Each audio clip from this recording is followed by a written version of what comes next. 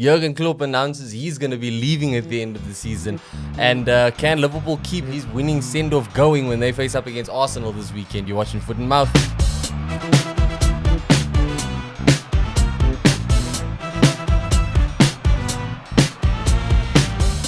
Welcome back to Foot and Mouth. Ethan, how you doing? I'm okay. United won a game. Yeah. Which is a good sign. And it was a hectic game. But look, to be honest, not much happened I know we've missed a few episodes. We've missed Klopp retiring. Yep. We've Xavi retiring. Yeah, we've missed Xavi retiring. There's a few things we have to talk about. But yeah, do you want to start on Klopp? Yeah, look, let's start. We have to start on Klopp because easily the biggest news of the season so far. Yeah. Even bigger than the Super League resurgence. Yeah. But yeah, he has announced he's leaving. He's cited it down to just, doesn't have the energy for it anymore. Understandably so. I mean, that dude runs at 110% week in, week out. And it's hard keeping up with City, bro. There's a reason they've broken 15 charges. Yep. But look, I kind of agree. I think I agree with what he's saying. Yeah. Klopp, I think he's literally just tired. He must be, bro. I mean, can you imagine also like the demands of the fans are high at Liverpool? Do you know what I mean? And that season when they were pushing for 4 trophies in one season. I know. And also, he's been there 9 years, to be fair. That's a long time. That is true. And I mean, look, if you look back on those 9 years, obviously he's going down as an absolute Premier League legend. Weirdly enough, 1,000%. Even though he's only won the league like one twice. Premier League title, one FA Cup, one Champions League, one Carabao Cup. That's basically what he's gotten in the 9 years. And he goes down as Liverpool's best ever manager. He's going down as one of the best in the league. And I guess this is one of those things where, same as what I had said about Arsenal last season in finishing second to Man City, the biggest disadvantage was that we were coming up against this Manchester City side. Like, if this Manchester City side weren't backed by all this money over the years, who knows how far this Liverpool team could have gone. And also if they weren't backed illegally. Like, who knows how far. The fact that Klopp could go toe-to-toe when he was so financially outmatched. Yeah, and also let's think about that Liverpool team when he first got there. It wasn't great. My word. It wasn't great. Like, I mean, as an Arsenal fan, I think back to what Arteta inherited. I think what Klopp got was probably worse, if not just as bad. It was bad, yeah. Dude, it's insane. And they made smart moves. Like, that was where you kind of highlighted the difference that a genuinely good coach makes, because when you consider the players that they bought, even when they bought Salah, he wasn't a star. No, and Sane, from Southampton, bro. Mane, Salah, and Firmino. Van Dijk. He kind of turned Henderson into what he is now. Literally, at first people clowned Henderson. Week in, week out, everybody clowned him, bro. I didn't think he had the potential in him at all. Dude, he turned players who you wouldn't have expected to go anywhere into stars, bro. Yeah. Mo Salah, when he came to Liverpool, he already flopped at Chelsea. Yeah. So it's one of those things where the big question now is, do we think Liverpool are going to be okay?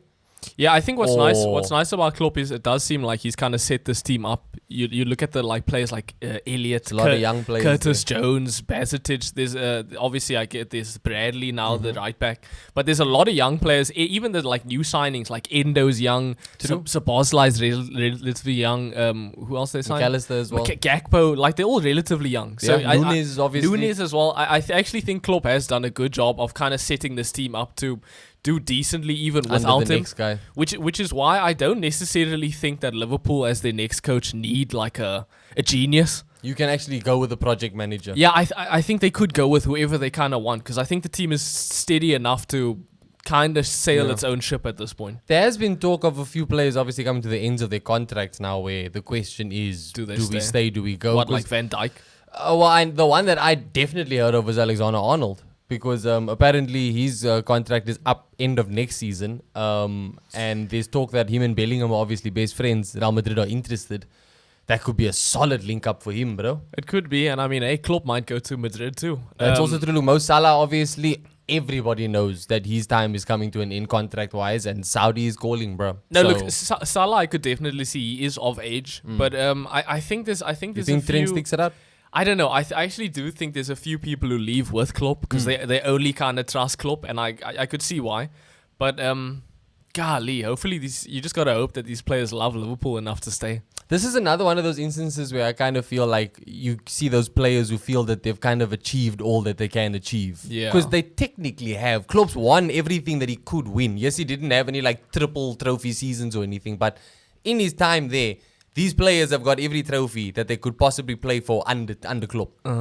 I think they got the Club World Championship as well, surely. Yeah, I'm sure they did. Like, they've won it all. So at this point, you know, you're staying out of loyalty, purely loyalty. And also, there's the possibility that I think Pep said he's not going to retire like soon. But I could see Pep going in like 2-3 years. So if a player is willing to stick it out at Liverpool for like 2-3 years, and then like that would obviously be then a whole new gen of Liverpool where there's no Pep or Man City anymore. That is true. There's going to be a transitional period, obviously. And I think what Klopp has set them up for with the players in the team now is the most stable transition, I think. The most Salah. The most, because like you said, you highlighted a lot of the younger players there, and these younger players already integrated in the first team. So any manager coming in, that takes pressure off the transfer market, it takes pressure off of having to develop certain players because they're already kind of advanced in that, like you said, with Curtis Jones and... no, there's a lot. Even the new signings. Yeah. There's 2 questions though. Does this galvanize Liverpool to the finish of the season now? That's a and big one. Also, who comes in next? Look, Let's start with the Liverpool. Let's start with the galvanized thing. I kind of think this does. Yeah, what I I'm think seeing is Klopp should have announced this earlier. No, but remember the talk is that he told him in like November last year or some shit. I do think this does help the team. I think the team gets motivated. I hope that this weekend it takes a break. I don't think so. But, I think, look, Liverpool are emotionally driven club. Big time. They are absolutely emotionally driven. The fans are going to give it 110% every game now. And I think Klopp will too. Klopp will as well. Look, he always has. I mean, pulled a hamstring celebrating a goal on the touchline, bro. Yeah, we don't know what he's going to do in his last game. Like, especially if his last game kind of results in Liverpool being crowned champions. He's going to pull a Vince McMahon and blow both quads and just kind of sit Let's hope that's all he does in terms of pulling a Vince He's not McMahon. blowing anything else, Vince. But I think it galvanizes them 100%. This team has been galvanized by less. And then who comes in? Because obviously Xabi Alonso is... number one target. Everyone's saying that. Understandably so, number one target. There has been talk about De Zerbi as well. I think after the recent result against Luton, that's out of the question. But I do think there's two people that I want to see.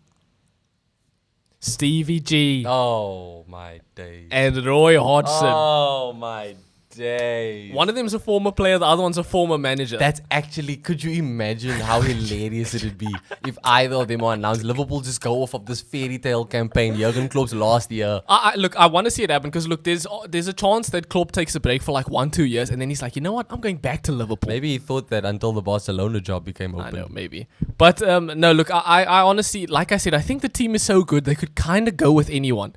And in terms of like big names, who's really available? Xabi Alonso, I guess. He's not a big name, though, in management. Okay, fair enough. Mourinho's available? You think Mourinho at Liverpool sounds like sacrilege. It does sound very weird. So I don't think there's many, like... So I think they kind of have to go with, like, an interim. Honestly, I'm not going to lie. Try and go for Emery, bro.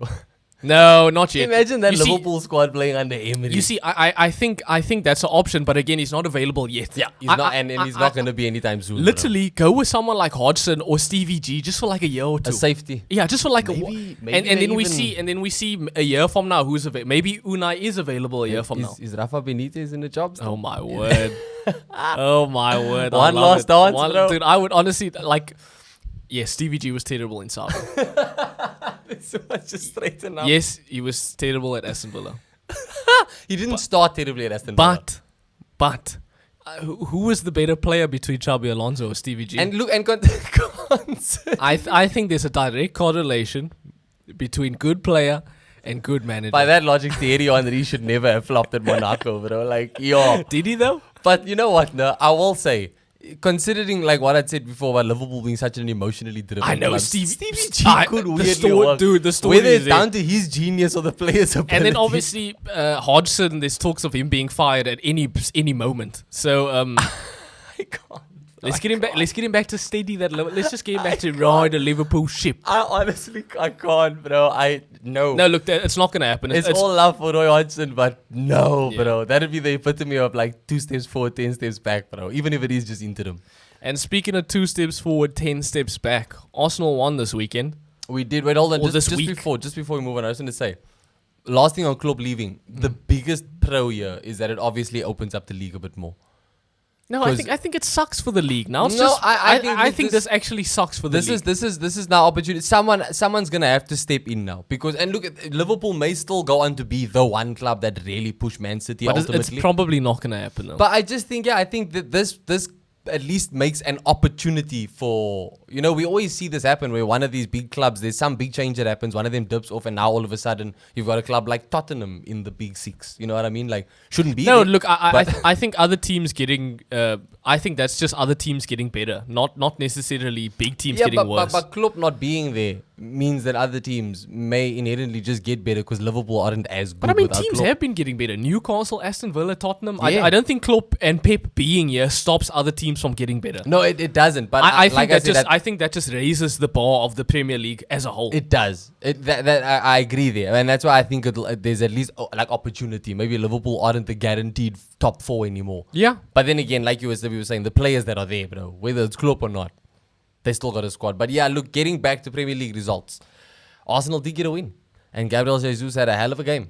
He's been having really And good games. speaking of Gabriel Jesus having a hell of a game, I did listen to you, and I took him out of my FPL this week. You listen to me. No, it's good. I'll tell you something. Speaking of people who listen to me, Chad. He's also shout out Chad. He's in our fantasy league group as well. He asked me 3 questions. Uh-huh. They were KDB, Haaland, or Bowen. And you know what I said to him? I said Saka, Jota, and Ward-Prowse. And all 3 of those players scored a goal this week. Yeah. Did you follow your own advice? Although you didn't need to. No, bro. Your team is I good. have Saka in my team. I don't have Jota in my team. I don't have Ward-Prowse. But yeah, so look. Solid. Yeah, I'm giving out good I'm advice. hoping that it's going to continue this week. So but what advice did you listen to me I for? listened to you going with did you listen Ivan to me? Toney in goal instead of In goal? Ivan Toney up front I didn't say that. Up top. I didn't tell him to do that. instead of Gabriel Jesus up top of my FPL this week. I don't know why. Now that I'm talking about Jesus, I guess now just thinking back to the Forest game. Liverpool defensively are a beast, and Alisson is one of the best goalkeepers in the world. I guess, but Gabriel Jesus is in some beastly form. He got a goal and assist last time out. Yeah, what happened though? It was a really good game. The first half, we dominated. They just can't finish anything. Yeah, it started looking like one of those games again where it's Yeah. like, oh my word, we're going to constantly have the ball, create these opportunities and never get on the end of it. But look, it came through Gabriel Jesus' goal. I mean, I don't know if you saw the highlights. He scored past Turner. Turner, as a professional goalkeeper. Dude, what happened to Matt Turner? Holy shit. He was never this bad. Like he was dependable. Yeah, he at was least. dependable. You didn't expect him to keep a clean sheet week in, week out, but you expected him to at least do a decent job between the sticks. No, look, who did we say? Vlahedimos. But yeah, they spent, I think, close to 30 mil on him. They have to start playing that dude. I think after this week, Turner is done. I saw on deadline day there were reports that they were resigned to finding a new goalkeeper on deadline day after the Arsenal game. So look, it wasn't a good look on Turner. No, you was terrible. Near post, the most near of near posts. You was and terrible. Jesus managed to slip it through. Pause. But yeah, it was a solid game. Odegaard had a good game. The scoreline kind of didn't reflect the type of game it was. Our Nyi obviously came on to score late. Even the Forest fans look surprised, bro. Like, what did you think of Smith Rowe? Do you think he should? How happy I was that he was starting. I think he starts ahead of Havertz. I was going to say, do you think he should just be playing instead of Havertz every game? I absolutely think he starts ahead of Havertz. On the downside, which I guess is an upside for Smith Rowe, is that fresh announcement that Thomas Partey has what's the word? His injury's gotten worse. And he's out for potentially weeks now when he literally just returned. Like literally in this week, Arsenal made a tweet. In this week, that Thomas Partey of all people. No, I'm kidding. In this week, Arsenal made a post. Welcome back. I was back on the pitch and boom, bro. So that's opportunity for Smith Rowe at least. I still think that in the Liverpool game, which we're going to get onto, I think Jorginho gets the nod ahead of him just because we're going to need a cool, calm head. Jorginho and Declan Rice, they do have a nice partnership in midfield, and I have seen them play. Just disappointing that Partey's still out, bro. It would have been a huge help in this game. But yeah, Smith Rowe starting, he had a good game. I think he genuinely had a good game, considering that that's his first start of the season, I think, bro. Yeah, it is very close to his first start. It was so good seeing him back on the pitch. It was good hearing Mikel Arteta speaking so highly of him. Obviously, he's been linked to the move away again to Aston Villa, and I think that Smith Rowe in the Aston Villa team would make a lot of sense, bro. Another player that did have a pretty good game though, Zinchenko. Zinchenko had a good game. Got the assist. He got an assist. Did you see him and Ben White shouting at each other at the end? Yes, I did. And what people are assuming Ben White's blaming him for the goal. Yes, and kind of. Look, I mean, I don't think that Zinchenko ever showers himself in much glory defensively. Do you know what I mean? Yes. And I know you were saying before we were recording, like, should Ben White be speaking? Because based off of this season, Ben White has been pretty unreliable. Like, we are basically begging for Tommy Asu to get back from that Asian Cup because he is straight in the team. Don't call it that Asian Cup. Sorry, what is it called? No, I think that's actually what it's called. But anyway, I actually heard someone bring an interesting breakdown of it in the sense of Zinchenko is probably our third choice fullback. Because I think Tommy Yasu and Jurgen Timber both start at left back ahead of Zinchenko. I keep forgetting Timber even when exists. they are fit and available. Yeah. So as much as we can have our grievances with Zinchenko's defensive abilities, A, we cannot argue how much he adds to the team going forward. And B, it's temporary. It's very He's also very emotional though. He's very emotional. I'll give you, it's absolutely true. But sometimes it helps him, sometimes it hurts him. It seems like it hurts him more than it helps him. Whether it's crying. But you know what the thing is? Like throughout last season, we saw those big moments of passion of why he was our player of the season, player of the month, 2 months in a row, because he came through with some big moments when the rest of the team didn't look like they were going to pull anything off. You know what I mean? But do you think Arsenal should look to sell him? You saying he? I wouldn't say sell him. You're saying he is the third choice. I absolutely would not say sell him. I think you need 3 choices and in every position at least in the league now. Okay. I wouldn't say sell him, especially because of his versatility. I know Arteta hasn't tried it out yet, but for the Ukraine, he does play in central midfield. And when he plays for the Ukraine national team, he looks good in central midfield. So I think and again, even if he's not on the pitch, I think he's such a personality in that team now. Also, his wife is beautiful.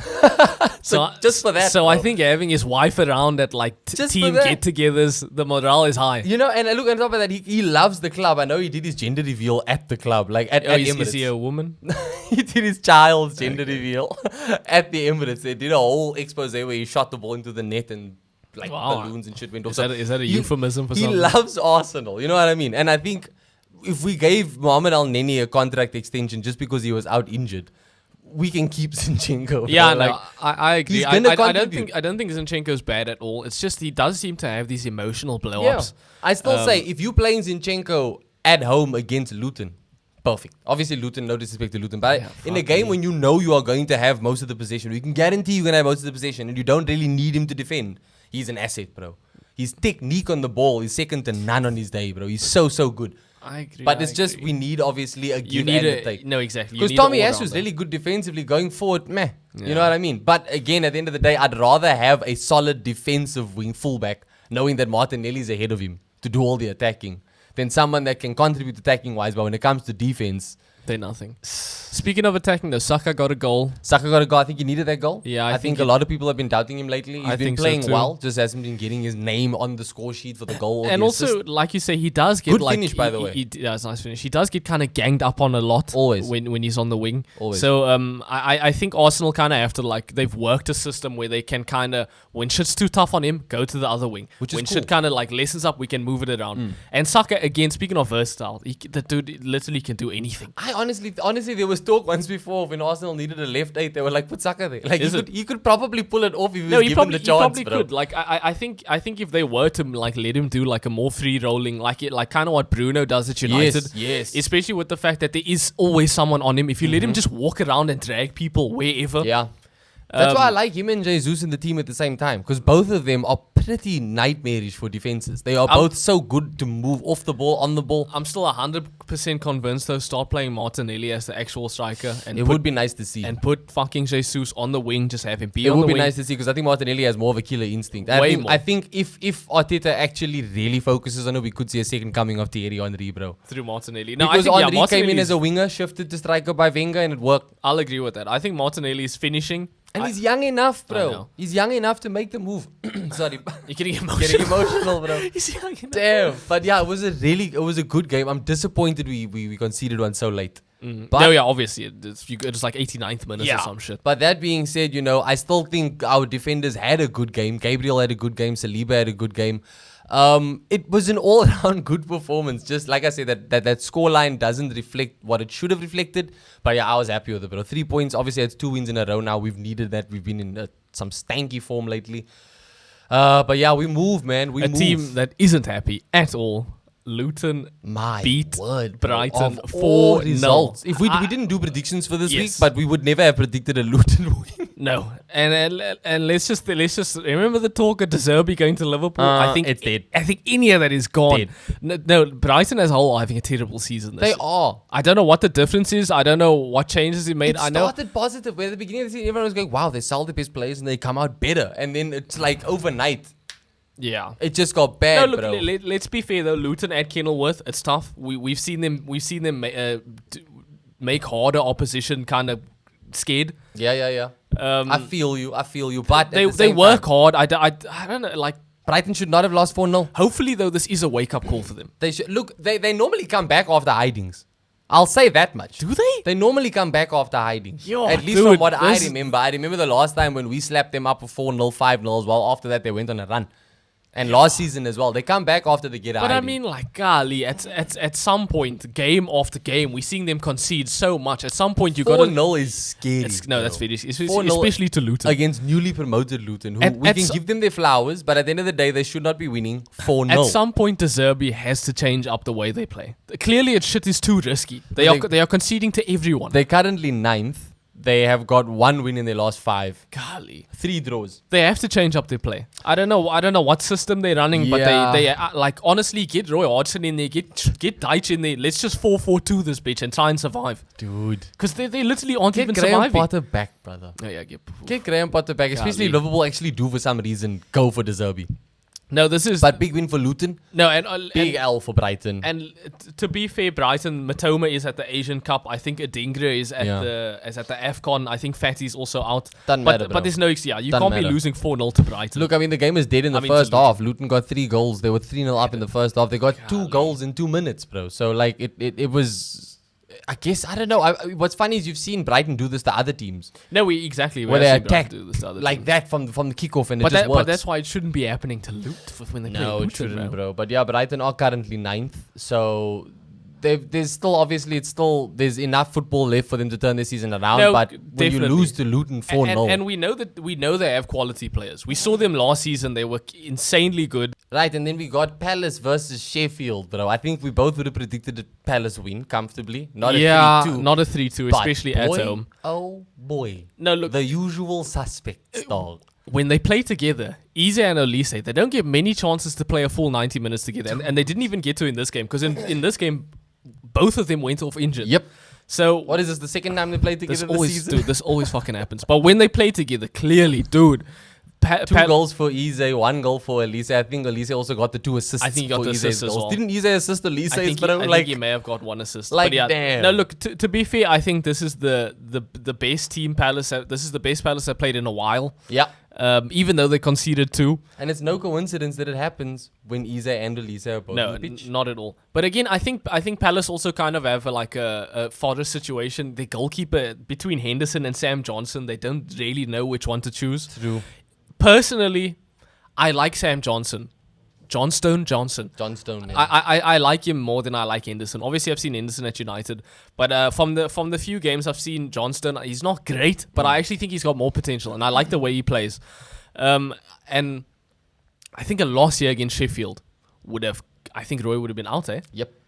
Because I literally think at this point they are taking it game by And to game be with fair, with it with started Roy. off like very close, but at one point Sheffield were in the lead. No, yeah, 2-1 up, so yeah. No, they had to turn it around. Palace defensively are fucking But yeah, ratchet, going dude. forward with Elise and Eze there, bro. They have to just outscore everyone, which I feel like that's always been their gimmick every year. has it though? Every year. I guess yeah, they had When they had last, Zaha. Yeah. when last have you heard of Palace having a freaking class I don't defender? know. Yeah, no. Like, yeah, there's a lot of talk about Gahey, but he can't carry No, them. he's one man. Can't carry them, bro. He's So one yeah, Gahey man. This is just a good result for Roy. Gives him at least another week. Yeah, at least another week. Another week. Look, elsewhere there weren't very many talking points. Obviously, Tottenham versus Brentford was a close game, 3-2 to Spurs. James Maddison back in the team. Yeah. Richarlison with another goal. And did you see Maupe making fun of Yes, Madison? and then And then Spurs they got him ended back. up, yeah, bro. But that happens, eh? I think Yeah. even in the Arsenal game, Saka did that for the Madisons after we got a goal, and then Spurs ended up damn near winning that game. Oh bro. yeah, I remember that. So it always happens. a team that did win though, Newcastle beat Villa in a game that I think neither of us would have predicted. That if is very we true. did At predict Villa's it. home. At Villa's home. This is the team that beats them, bro. Yeah. Really? No, look. To be fair, I actually think Newcastle's back now. I don't give a fuck, bro. Aston Villa have played much tougher teams in much better shape at home this season, and they've given them hidings, bro. Yes, they have. But I think it's kind of a mix of Villa kind of going through a dip and Newcastle coming out of their The dip. stars aligned Perfectly. For this game. No, because I mean, even you look at Trippier. Trippier got an assist for the past like Fabian Shaw got a brace, brother. Shaw got a brace. But for the past like 3-4 weeks, Trippier has been having disaster weeks. Like he's literally been giving away goals. That's true. But yeah, I think Newcastle have genuinely found their form again. Hopefully, I mean, they've got a nice game this week coming up, so they should be able to carry the form on. And they've actually, because of like FA Cup and shit, they've had time to rest. True. So I think they're black. Oh, golly. I meant to say black and white, as in the kit. That's what I'm talking about. But Bruno Guimaraes had a good game. He had a really good game. And I think a lot of Newcastle depends on like Bruno Guimaraes. Because he's literally such a midfield marshal, bro. No, you know what I mean? Dude, he's phenomenal. I would love him at United. He is phenomenal, bro. Imagine when you think Casemiro about how much they spent on him, bro. That's bang for buck, how much bro. did they spend? I think they spent maybe 60 mil. I think maybe 60 mil, bro. Imagine him at a big 4 team. Like, he would fit in at Liverpool. Remember, he'd fit in at he City. was supposed to come to Arsenal, bro. Oh, man. But, yeah, I think closer to the end, Villa were starting to get some. I mean, Villa scored a goal. Watkins got a goal 71st minute, yeah. So I think... my fantasy league was begging for that to not happen, bro. Oh, yeah, you don't have... You just had Diaby, who had a terrible game. Bro. But, yeah, so Villa were kind of starting to come in it, but, yeah, they lost this. I think... Eddie Howe made some Bruno good subs. Guimaraes' fee, £35 million up front with add-ons of 6.65. If that's not a bargain of the... it's like 40 mil. It's like we could buy him 3 times for the price we paid for Anthony, bro. For Nana. For Nana even. But yeah. Sorry, yeah. No, look, I think Newcastle's back. I know they don't have Pope yet, and I think once Pope is in, they're going to take off. But I think even Dubravka has kind of proved himself. He's not bad. I think, yeah, they're not going to kick themselves for not buying another goalkeeper in January. No, not yet. I still wish they took De Gea. I wish they took Ramsdale. But yeah, and then the big one this weekend. Liverpool, bro. Yeah, this past week, I Liverpool. think we expected a Liverpool win. I did not expect a 4-1 walkover. I can't lie. Well, look, shout out to Neil at work. He actually did predict Liverpool to destroy them. And also shout out to Chris Nkunku because he got a goal. Yeah, Nkunku, I think genuinely Nkunku is the answer to the questions, to their lack of striker questions. If they give questions. him the time. And if he's fit There's just too much pressure there, bro. There's too much pressure. Imagine anybody that plays up top at Chelsea, all you're thinking at the back of your head is, I'm so replaceable. Are you though? Because the club are constantly linked with forwards, yes, bro. but the club is now going through. I don't know if you've seen. They kind of they have to sell some players. That's why they're looking to sell Conor Gallagher and shit. That's music to my ears. They're going through FFP issues now. That's music to my ears. And again, Conor Gallagher's homegrown, so all of that is profit. So they are looking to sell some players. I don't think Chelsea are going to. Nico Jackson's on the chopping board for sure. You think so? I don't think so. They just got him. I think he's one of those guys where Chelsea have done weirder things, bro. They have, but they don't have the money anymore. Now they have they have money but issues. Remember, they're pushing to get Osimhen, bro. So it's not going to happen. They got to sell sellable people. No, look, that's what I'm saying. They got to sell sellable. Conor Gallagher. He's one player, though. I mean, English tax, you could get at least 60 mil for him. Mount win for how much? 60 mil. Yeah. I think you could get a lot of money out of Conor Gallagher. Yeah. But yeah, no, and we got to talk about Darwin Núñez literally like tying the record for the most crossbar hits or some shit. What a player. And one of them was off a penalty. What's ironic is just before this game, I'd seen an article online about Liverpool saying how happy they are with Darwin and like they think he's coming along well. And I was like, yeah, fair enough. But then whenever you see him, it's almost like he only does stuff when I'm not watching. No, I know. But to be fair, even for a striker to get in those positions to hit all those crossbars. You love to see it. Dude, I wish there were players at United doing that shit. He's actually just doing like trickster football, bro. Yeah, and he never loses his head. He never gives up. He's always willing to make the next run, to make the next shot. Yeah. No, and he can run and he can all run day. And off those post shots alone, this could have been bad for Chelsea. This could have ended like fucking 7-0. Yeah, that is true. But look, Connor Bradley is another dude I want to shout out. Young right back. Yeah, and we've seen him play now like 3 or 4 games since Trent has been out.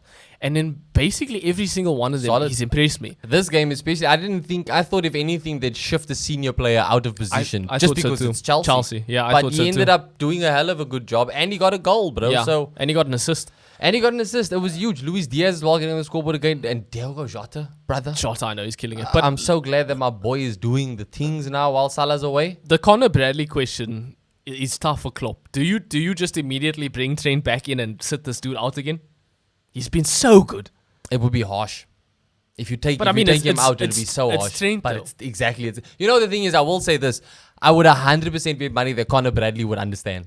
Yes, obviously. I think he'd be, but obviously. but But that I'm being saying, said, as a manager, do you stop this dude's run to bring Trent in? Because obviously, you know what? I guess maybe what would help is to look at the run of games. Oh, If there's yes, other the next one now is Arsenal. If you can find somebody to like again, I know he started Chelsea. at Anfield against Chelsea. Yeah. I don't think he's starting at the Emirates against Arsenal. I don't If think Klopp so can either. avoid it, I don't think he's doing I it. don't think so either. But that being said, if he does start, I think he's earned it.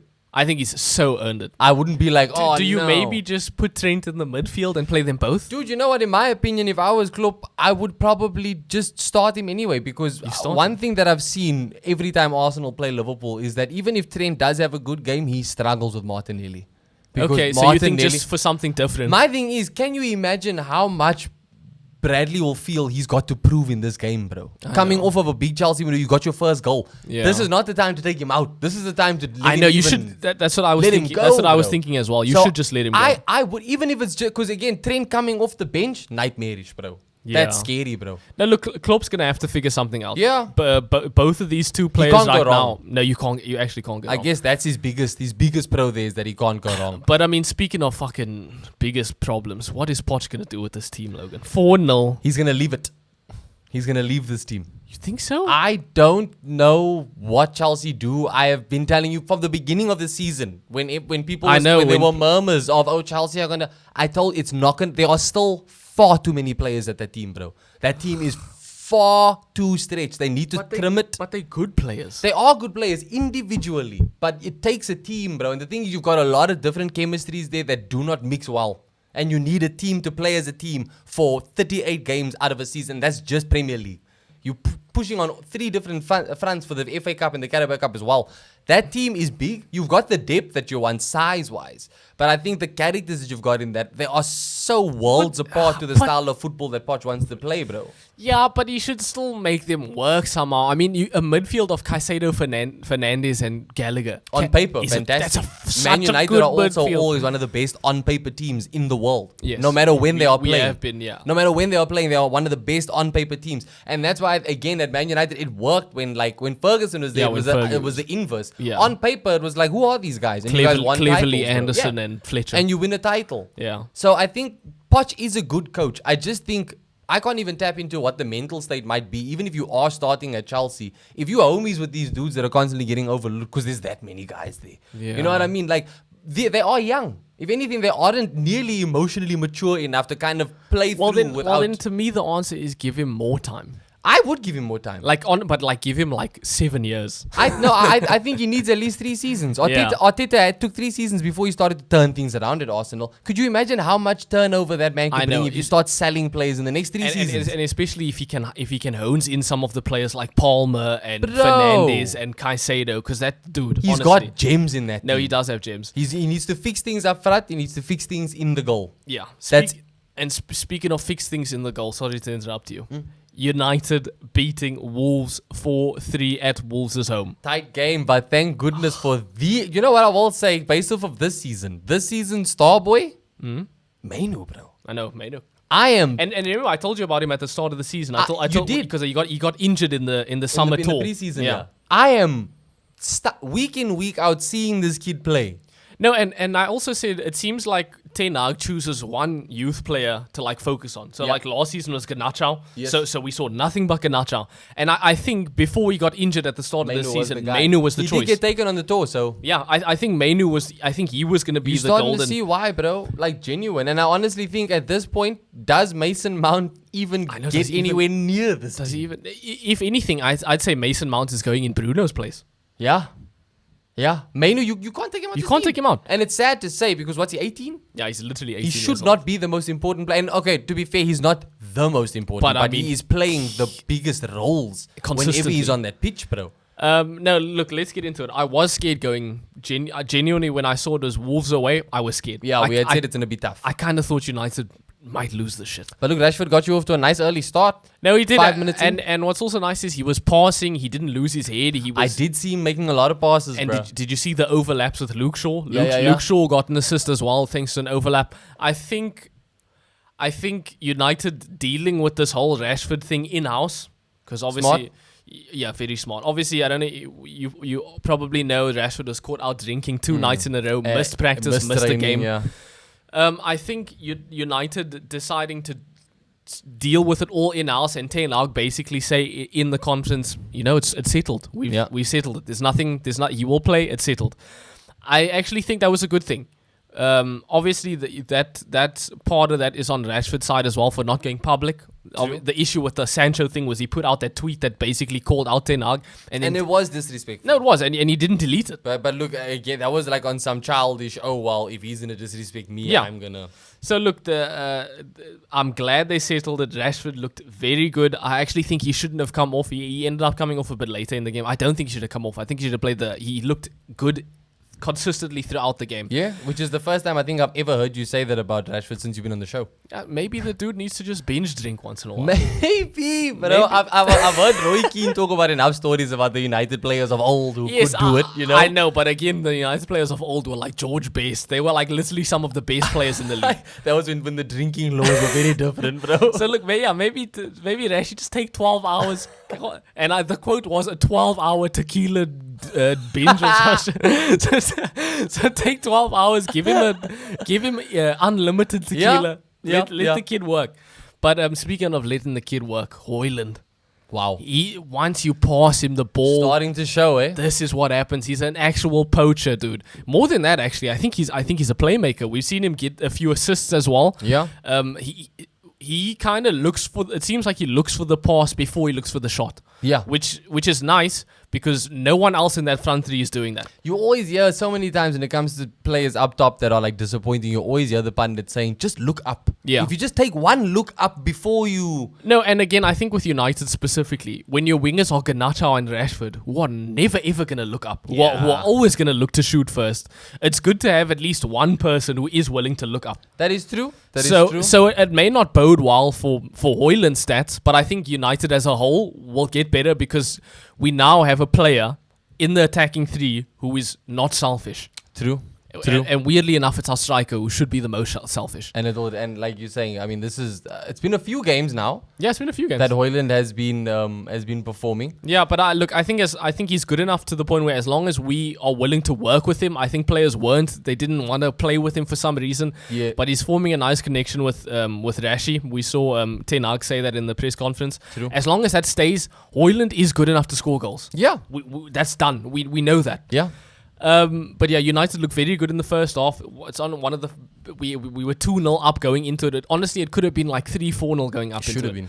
And then things kind of start to go downhill once. Yeah, the second half, Wolves. They started to look like Liverpool. once a shitty penalty happens, you kind of think, oh no. Yeah, were you mad about the penalty?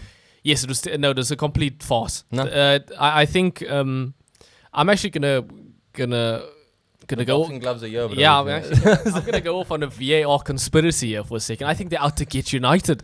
There was more Liverpool talk this weekend. There was, but from the angle they showed a couple angles in like the build up before like the ref was looking at it. So there's a couple angles they're showing. And then there was one angle where it was like top down, and you saw, he didn't touch him, and they only showed that angle once. One time. And then the rest of it was all from the side now, bro. from this side now, and from all those other sides. Yes, it did look like he touched him, but from that key angle where you could actually see contact, there wasn't any contact. One time. And they only showed it one time. I made specific note of that, so I'm not gonna blame the PGA Tour. I'm not gonna go off on Howard Webb, on Charlotte's Web, but I'm just gonna say. I think if you go back and look at the replays, there was one specific angle they showed once, and it told the full story. You're starting to sound like an Arsenal fan now. I know bro. I am. That's why I don't want to get that out. But yeah, look, you conceded 3.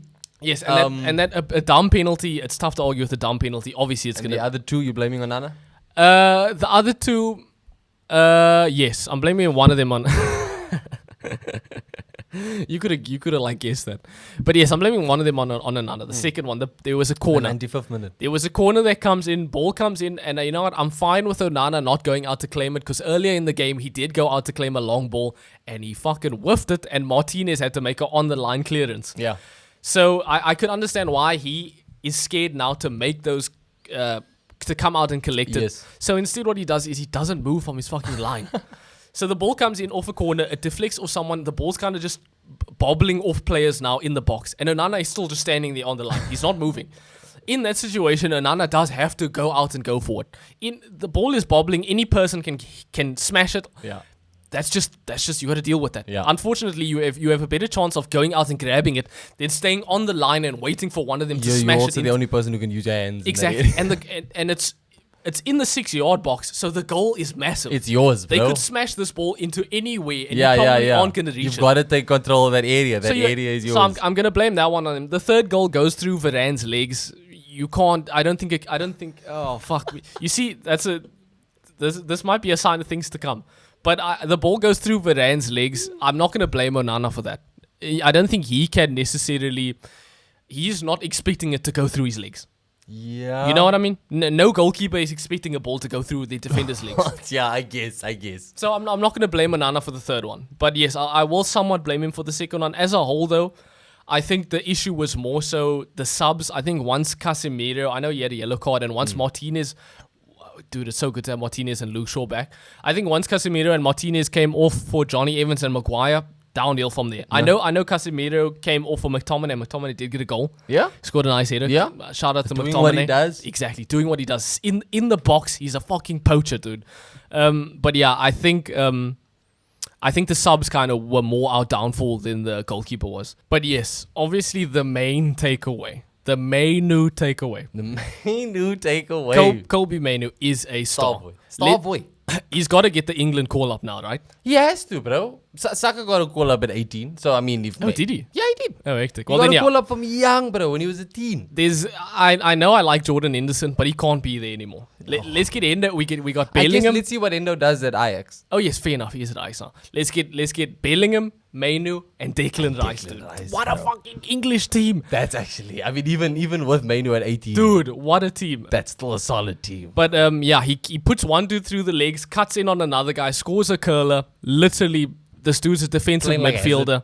Yeah, I honestly, I don't know. We don't know how versatile he is yet. We haven't seen him play, but this could do. Judging by how good this kid is, he could play like anywhere. Like how good he is as attack and defense, we could put him basically anywhere. So far, so good, bro. But yes, he helped. And he's going to save United. Yes, he's 100% going to. But yes, he's helped United get a scrappy win against Wolves. It shouldn't have been so close, but a win is a win. That his I'm first glad goal we for the didn't club? fold. I don't think so. No, he scored like a few days ago actually. Okay. But, Well, yeah. that's even better. That means that he's in goal scoring form, bro. What, 2 goals in 4 games, maybe? No, For he's holding a good. midfield, that's good, bro. That is good. But Now- yeah, I mean, 4-3, not the safest scoreline, but you'll take a win. A win is a win, A bro. win is a win. Speaking of winning, I am winning in the predictions right now. Yes, by 1. In our weekly predictions, which we've started keeping track of recently, we didn't count last week's. We didn't count the first half of the season. Yeah, we didn't count the entire first half of the season, but we are keeping track of them now. I am It's winning. practice for next season. I am winning 21-20. 21-20. I'm also winning the fantasy league still. So keep in mind, I'm winning Yeah, basically we'll get into everything. that after our predictions for this week. Blah. But yeah, look, let's get into it. First game on the card here, we've got is Everton versus Spurs. Both going Spurs win. Yeah. It's at Everton's home. It's at Goodison Park. All due respect to Goodison Park. All due respect to Everton. Spurs are just so good attacking wise. And Madison's back, bro. Yeah, Madison's back. Madison's back. Richarlison still scoring. Yeah. Yeah, can't look past them. We've got Brighton at home to Palace. To Palace. To Palace.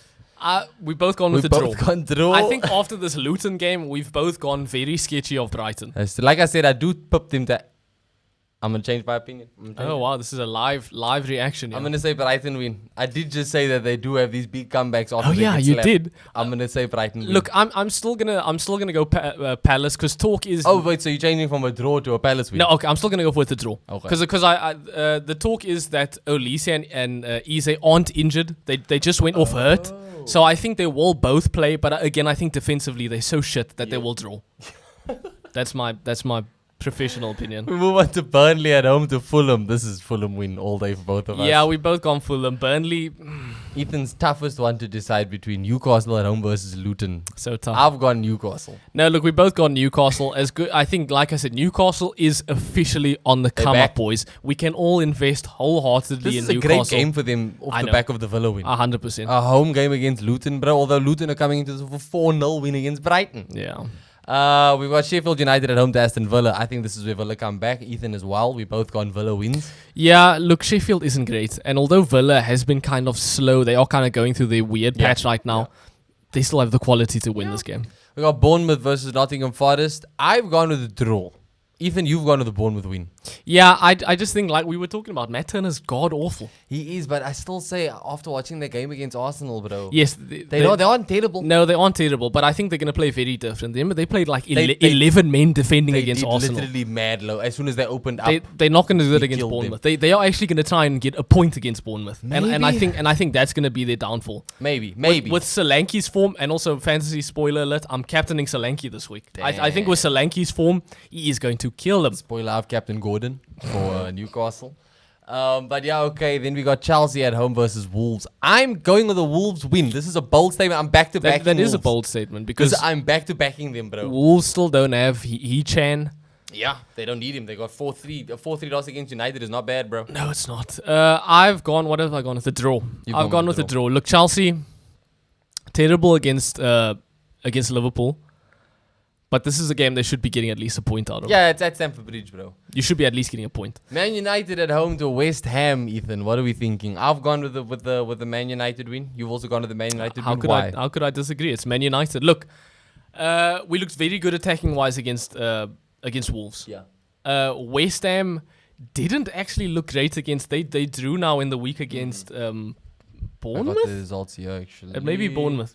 They drew now in the week though, and they really didn't look that great. And also, you see Calvin Phillips played, eh? West Ham 1-1 with Bournemouth, yeah. Calvin Phillips played, and So he made his debut. he caused Bournemouth's goal. Yeah, he Well, he I mean, you're literally. playing a dude that hasn't touched the ball in months. Bro. Yes, but I'm assuming pitch they're gonna play him now in the next game as well. They have to. Obviously they do have Kudus back. They do have Bowen. I still think United are able to pull it off. We looked so good against Wolves. I think United, if we play the same team, which is arguably our best 11, our starting 11, if we have Martinez fit, if Casemiro is fit, You get the result. we get the result. I think that's the best we played all season so far. That is our best starting It 11. is at Old Trafford. Exactly. You could argue maybe Delo comes out for Pasaka, and then you've got your best starting 11. But that is the closest we have to a best starting 11. We should be beating West Ham. You want to put a score on it? I actually would put a score on it. You could do score on I it? would put a score on it. I'm gonna go United beat. Look, Areola, he's actually a pretty good goalkeeper. Decent. I just think attacking wise, maybe West Ham don't. I'm gonna go with United winning 3-1. That's fair. 3-1. That's bold. As your team, I understand why you're going to back them. From your team to mine, biggest game of the season. This is the big game, dude. Arsenal at the Emirates versus Liverpool. I'm terrified. This is. Oh, I got a little bit of chest, I can't lie. I do think that we've got a shot. I think in recent years we've had more of a shot. The results have not gone in our favor. But if ever we had an opportunity to get 3 points against them, it's this game. you think so? At Anfield, it's going to be a nightmare. Yeah, but they're just coming off the back of a 4-1 Chelsea win. They're like flying high, dude. No, but that's what I'm saying. If ever this is the one opportunity we're gonna have this season. However you want to look at it, at the Emirates, Yeah. because Oh, after yes, yeah, this, at the Emirates, yeah. after this, it's done. Liverpool are going to win whatever happens closer to the end of the season. That's just Yeah. how they operate, bro. I feel So you. if Arsenal if there was ever a game to throw everything and the kitchen sink, bro, just to get a result, it's this one. So, This is Arteta's last chance to really get a proper win over Klopp Over as well Klopp. before he leaves. You know what I mean? I'm you pretty see, sure. all of this is pointing to Liverpool winning. If Liverpool win this game, we are going to be 5 points behind them. Our title run's done. Right now, we're 2 points off. this is insanely important. We can't lose. We definitely can't lose. But this is a bit of a must win, in my opinion, bro. Yeah, I agree. I think we've got enough players that like to show up in the big games. I think our record against the big six in recent seasons has been better. I think the difference here is that it's Liverpool. It's not just I a know. Big Six and club. it's Liverpool on a Jurgen Klopp final run. Yeah, bro. Look, I've backed Arsenal. You've gone with Liverpool. I've gone with Liverpool. I've backed Arsenal through and through. I just think that Liverpool's defense and Ellison, Saka, Jesus, Martinelli. bro, Jota has been on a killing Jota spree. never ever doesn't score against Arsenal. I think he's got a better record against us than Salah does, bro. So that's the biggest And all disappointment. Darwin Núñez has to do is score 50% of the shots he takes. They're gonna win like 20-0. Yeah. Nah, I think it's gonna be a tough game, bro. Dude, it's But, going to be so tough. Golly. But nah, I think Arsenal are gonna get it. I think Arsenal are gonna take it.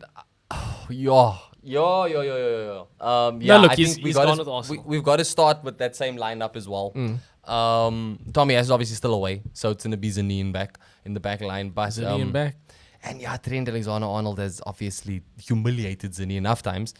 So yeah, man, just do it. I'm backing them purely off vibes, bro. I think we've Turn that cap backwards, Logan. look like we absolutely have the talent to do it. We absolutely do. Yes, but it's for sure, Liverpool, but it's Liverpool. and it's Klopp and leading. it's motivated Liverpool. We need to take advantage of the fact that they are going to have fewer fans there, bro. Our Arsenal's fans in the stadium are going to have to be that 12th man, and VAR better And- come correct. And Arsenal fans could like stab a couple Liverpool fans. Just a few pokes. To see all Liverpool fans passing out. They'll still go to the game, bro. But yeah, I think I'm going to put a score on it, Yeah. and I'll say Arsenal win 2-2. Damn, what a win! Just Arteta on the back. Nah, man, I'll say 2-1. No, I'll say 3-2 Arsenal. It's going to need like a Reece Nelson-y last minute Yes, winner, it's gonna bro. have to be. I think that I'm hoping I'm right. My stress levels won't appreciate it, but I'm hoping that I'm right. A game that we've both gone the same way on is the last game of the week, Yes, and which that's is Brentford at home to Man City. you got to still go with Man City. KDB, Haaland's back, Man City. Yeah, so Tony. But yes, and let's just to recap. I am winning the predictions, Yes, you are. You And- are on 21. I'm on 20. and what we've got like 3 or 4 There's 3 differences differentials between us. aside, yeah. So either you are going to be more in the lead after this, or I'm going to be in the lead. And I plan on being more in the league, much like fantasy league. FPL, bro. Jeez. Yes, I had a really good week this week, and What a solid week. I'll tell you why. My team's just well-rounded as hell, I'm dude. so modest. My team is just so fucking well-rounded. Like I've got, it's spread between teams. It's spread between positions. Yeah. I mean, a front three of Alvarez, Watkins, and Solanke. Yeah. I mean, golly, my midfield. I got Richarlison, who's in great form. He is in great I've form. got Captain Saka. Nobody thought to Captain Saka. Everybody's talking, oh, Saka, shit. Well, Saka ended up my captain. Yeah, because I Captain Saka. A lot of people, Bernardo Silva, the homie didn't even play. Yeah, I went I Bernardo. Captain Saka, and you know who played McTominay? This guy. This guy played McTominay. You know why? Because I know McTominay is perfect for coming on in games like this You do. and getting a goal. That's what he does. And I've stuck it out with Trippier after 3 or 4 weeks where he's done me nothing, and this week he's finally gotten me an assist. Nice. And I think with how good and consistent my team is, all I did this week was I brought in KDB, and I think I'm Difference set. made. And I think I'm set for the next week. You know who I took out? Who'd you take out? I think I took out McTominay. Oh my word, that'd be hilarious. No, I didn't take out McTominay. Okay. I still had Douglas McTominay. Luiz? I took out Salah. I still had Salah in my team on the bench. So I took out Salah, Okay. used the cash. I've got KDB in, and I've gone, like I said, a Solanke captain this week against Nottingham Forest. I think they're garbage. Well, look, obviously, the league was heating up until you ran away with it again, because Razine and I have both been closing that gap. But this was the exact week that you needed, bro. Yeah, I know. After me having like 2-3 weeks Duds. of shit, You had absolute duds. I Razine finally, had a terrible week. I know. I finally had a good week, and they had a bad week. I know I had a good week. I got 54 points. It's just that it wasn't good enough to close that gap anymore. My you- entire backline let me down. And you bro. also had 8 points in Leno sitting on your On the bench. bench, I don't know brother. why you would go Vicario against fucking Brentford, dude. Damn, bro. Leno against Everton, that's a done deal. Damn, bro. That's a done deal. This week times are changing. Obviously, we've made changes. I've also made changes. I've used my wild card. Let's go to the wild card. Yeah, what's your... I've used my wild card. I've got a completely new look team. I'm pretty sure if you look at last week's team versus this week's Yeah, this team, is completely it's different, completely yeah. new look. You don't have Trent I anymore. didn't listen to you.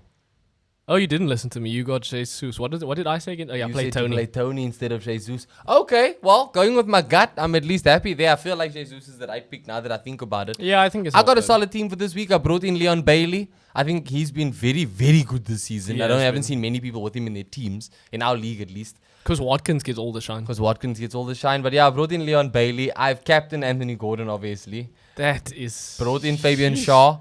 I am also getting up for that double week that's coming up soon, bro. So Yes, yeah, there's a let's double keep week. that in mind, Yeah. bro. But yeah, I think my team is sorted for this week. I think my defense is definitely gonna do better than last week. Yeah, your defense is for sure Sure, gonna do bro.